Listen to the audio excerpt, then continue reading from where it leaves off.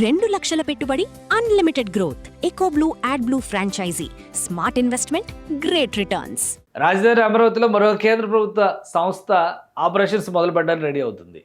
NFDB, national fisheries development బోర్డుకి సంబంధించి ఈ మధ్యనే రాష్ట్ర ప్రభుత్వం ఒక నిర్ణయం తీసుకుంది. ఏపీసీఆర్డీఏ పరిధిలో భూముల కేటాయింపు జరిగింది. నెక్కల్లు గ్రామంలో 9 ఎకరాల వరకు భూమిని కేటాయించారు. సో అధికారులు ఈ భూముల్ని పరిశీలించారు. Already land allotment and endorsement రెండు కూడా క్లియర్గా అయిపోయినాయి కాబట్టి ఆ భూముల్ని పరిశీలించారు. ఇక్కడ నేషనల్ ఫిషరీస్ డెవలప్మెంట్ బోర్డు, అసలు నేషనల్ ఫిషరీస్ డెవలప్మెంట్ బోర్డుకి ఈ ల్యాండ్స్తో పని ఏంటి అని చెప్పనుకున్నారా?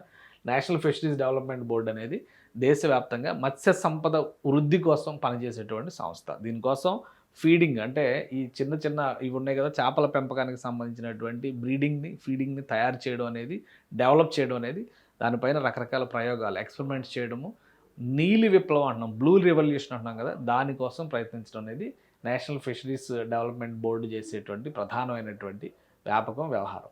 సో ఈ సంస్థకి ఇక్కడ ఆంధ్రప్రదేశ్లో ల్యాండ్ అలాట్మెంట్ జరిగింది.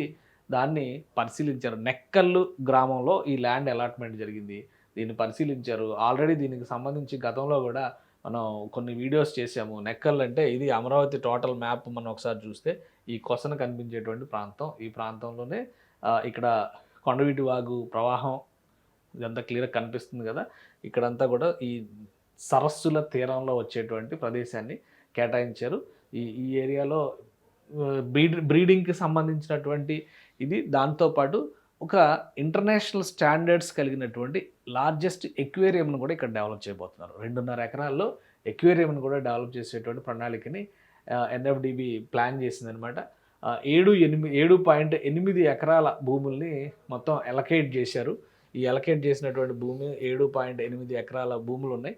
సో దానిలో ఒక different aquarium, public access aqua park ఒకటి డెవలప్ చేయడము, అలానే NFDB regional office building construction చేయడం, ఈ 3 ప్రీమియర్ ప్లాన్స్ కింద వీళ్ళు పెట్టారు. మొత్తం ఈ భూమిని అంతనే కూడా దానికి సద్వినియోగం చేయాలని చెప్పని చూస్తున్నారు. ఇందులో ఏంటంటే ఈ ఫిషరీస్కి సంబంధించినటువంటి రీసెర్చ్ని ప్రమోట్ చేయడంతో పాటు ట్రైనింగ్, కెపాసిటీ బిల్డింగ్, ఎవరైతే ఈ రంగంలో కృషి చేయాలనుకుంటారో వాళ్ళందరికీ కూడా శిక్షణ కార్యక్రమాలు ఇవ్వడం. ప్రధానంగా ఆంధ్రప్రదేశ్ తీర ప్రాంతం అంతా కూడా ఈ రొయ్యల పెంపకానికి, చేపల పెంపకానికి చాలా పేరు పొందింది.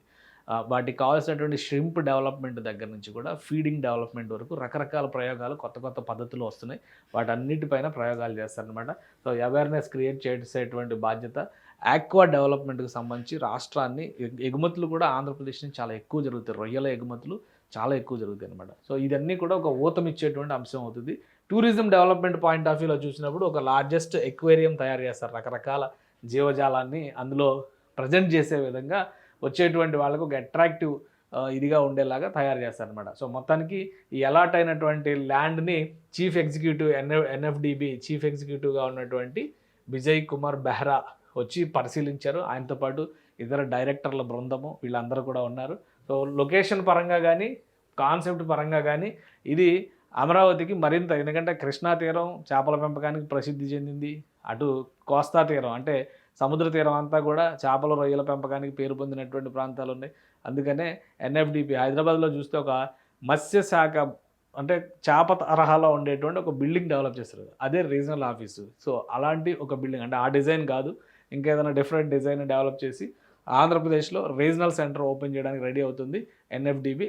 ల్యాండ్ పరిశీలన జరిగిందంటే ల్యాండ్కి తగ్గట్టుగా డిజైన్స్, ప్రొవిజన్స్, దానికి సంబంధించినటువంటి ఆర్కిటెక్చరల్ గ్రాఫిక్స్ ఇవన్నీ కూడా రెడీ అవుతాయి. ఇవన్నీ ప్రాసెస్ చేసిన తర్వాత అతి త్వరలో భూమి పూజ చేసి మ్యాక్సిమం 2 ఏళ్ల టార్గెట్తో ఆపరేషన్స్ మొదలు పెట్టాలి, నిర్మాణాలు కంప్లీట్ చేయాలని చెప్పని ఎన్ఎఫ్డిబికి ఒక డెడ్ లైన్ విధించింది రాష్ట్ర ప్రభుత్వం. సో ఆ దిశగా అడుగులు పడుతున్నాయి. బహుశా దసరాకి భూమి పూజ జరిగినా కానీ వచ్చేటువంటి 2 ఏళ్లలో అంటే 2029 నాటికి ఇక్కడ పూర్తి స్థాయి కార్యకలాపాలు ప్రారంభించడానికి అవకాశాలు కనిపిస్తున్నాయి.